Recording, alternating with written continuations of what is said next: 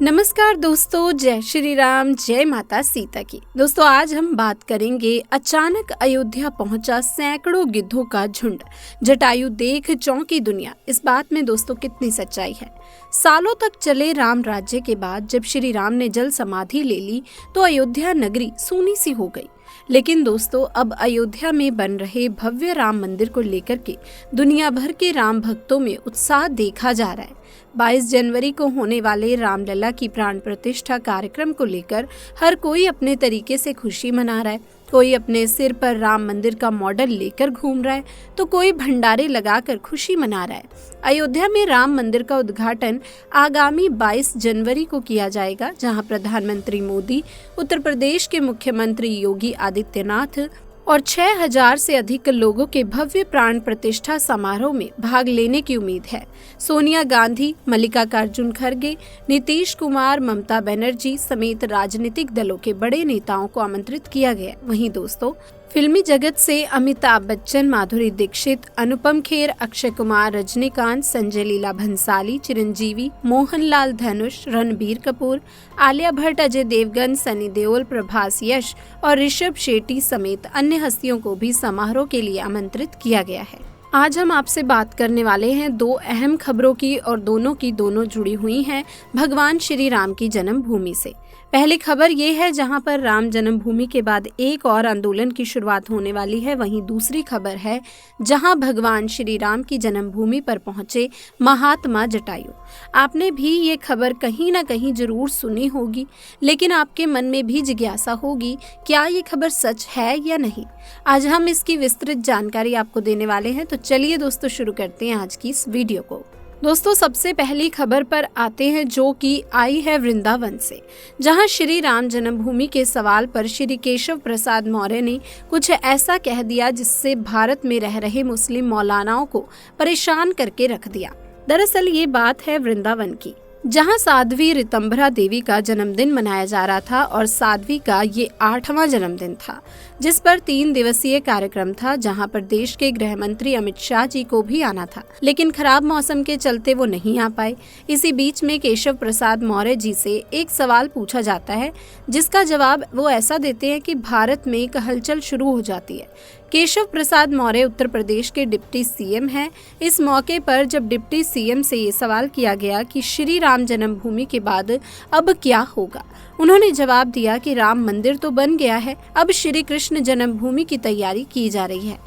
22 जनवरी को अपने गांव, अपने शहर को अयोध्या और अपने घर को श्री राम मंदिर समझकर आप सभी लोग दिवाली मनाएं। यानी कि केशव प्रसाद मौर्य जी ने ये बात कह दी है कि अब राम मंदिर के बाद बारी है श्री कृष्ण जन्मभूमि की, जिसको लेकर के देश भर में आंदोलन शुरू भी किया जा चुका है और सबको इंतजार है 22 जनवरी का, जब 22 जनवरी को भगवान श्री राम की प्राण प्रतिष्ठा की जाएगी।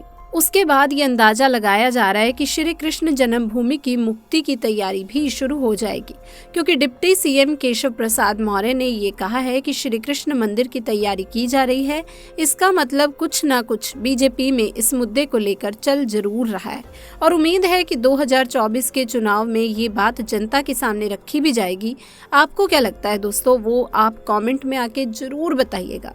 अब दोस्तों धरती पर मानव जीवन और प्रकृति के चक्र का संचालन करने के लिए पशु, पक्षी और जीव जंतु की सक्रिय भागीदारी रहती है।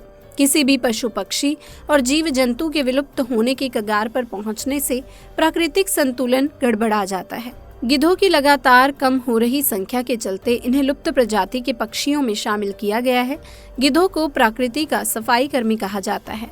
मिल्कीपुर क्षेत्र के जंगलों और ग्रामीण क्षेत्रों में प्रकृति की सफाई कर्मी और विलुप्त प्रजाति के पक्षी गिद्ध झुंड के रूप में दिखाई देने लगे हैं।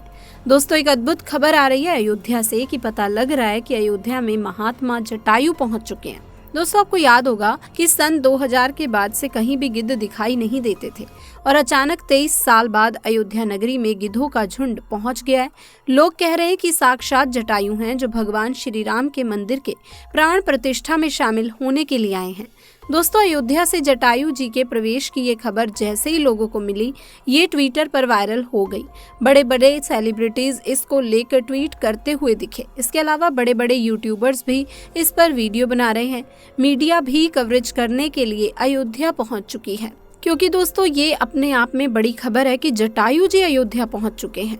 आप में से ज्यादातर लोगों ने यह देखा होगा कि पिछले कई दशकों से गिद्ध हमें भारत में देखने को नहीं मिलते।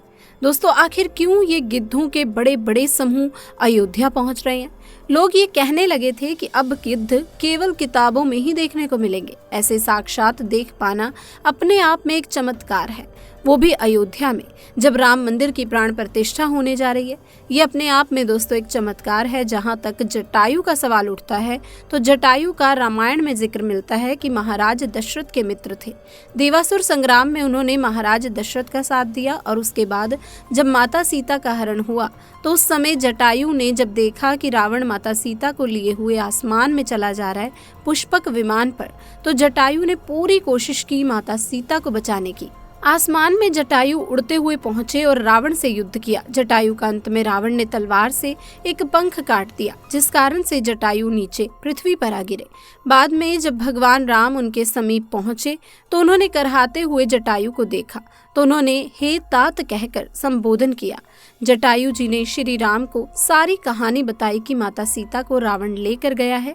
भगवान राम ने ये भी कहा कि हम आपको अमर कर देते, लेकिन जटायु ने कहा कि नहीं, मुझे अमरता नहीं चाहिए, मुझे ऐसा समय दोबारा नहीं मिलेगा। अभी आप हमारे सामने, मैं कितना भाग्यवान हूँ। तो दोस्तों जब जटायु ने प्राण त्यागे, भगवान राम ने अपने पिता की तरह ही उनका अंतिम संस्कार किया था।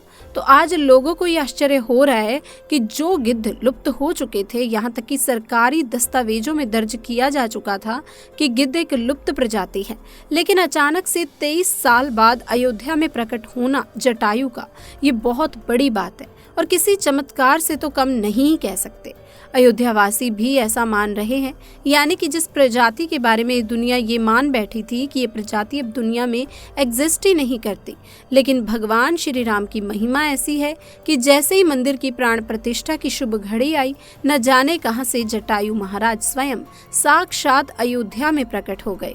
इस पर रामायण में भी दोस्तों लिखा गया है कि हरि अनंत हरि कथा अनंता, कहीं सुनाही बहुविधि सब संता, यानी भगवान की महिमा अनंत है।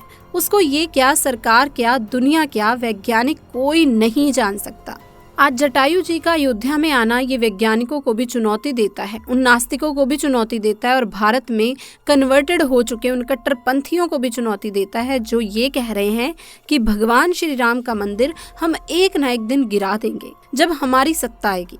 अरे मूर्खों, जब स्वयं 33 कोटि देवी देवता, सूर्य, नाग, किन्नर, यक्ष, गंधर्व भगवान श्री राम के इस मंदिर की रक्षा का प्रण ले चुके हैं, तो तुम क्या करोगे? तुम्हारी आने वाली 1000 पीढ़ियां भी इस मंदिर का कुछ नहीं बिगाड़ सकती। दोस्तों इस खबर ने पूरे भारत में तहलका मचाया हुआ है। न सिर्फ भगवान श्री राम को मानने वालों में, बल्कि जो भगवान श्री राम को गाली भी देते हैं वो भी मजबूर हो गए हैं भगवान श्री राम की महिमा मानने को। यहाँ एक चीज कहना चाहेंगे, जो लोग गाली देते हैं उनके ही किसी शायर ने लिखा है कि फानूस बनकर जिसकी हिफाजत हवा करे, वो शमा क्या बुझे जिसे रोशन खुदा करे। तो जब प्रकृति खुद आ रही है भगवान श्री राम की प्राण प्रतिष्ठा में, कुदरत के नए नए चमत्कार हो रहे हैं, ऐसे मंदिर को गिराने वालों को एक बार सोचना चाहिए कि क्या वो कभी ऐसा कर पाएंगे। हमें तो लगता है कि बड़े से बड़े कट्टरपंथी जिस प्रकार से नष्ट हो गए, उसी प्रकार से एक दिन वो भी नष्ट हो जाएंगे। तो दोस्तों ये थी हमारी आज की वीडियो। अब इसके बारे में आपका क्या कहना है? अपनी राय आप नीचे कमेंट सेक्शन में जरूर दीजिएगा। और अगर आप भी एक सच्चे सनातनी हिंदू हैं तो कमेंट्स में जय श्री राम का नारा लगाना ना भूलिएगा। आपसे मिलते हैं और एक नई वीडियो में, तब तक के लिए आप सभी का धन्यवाद।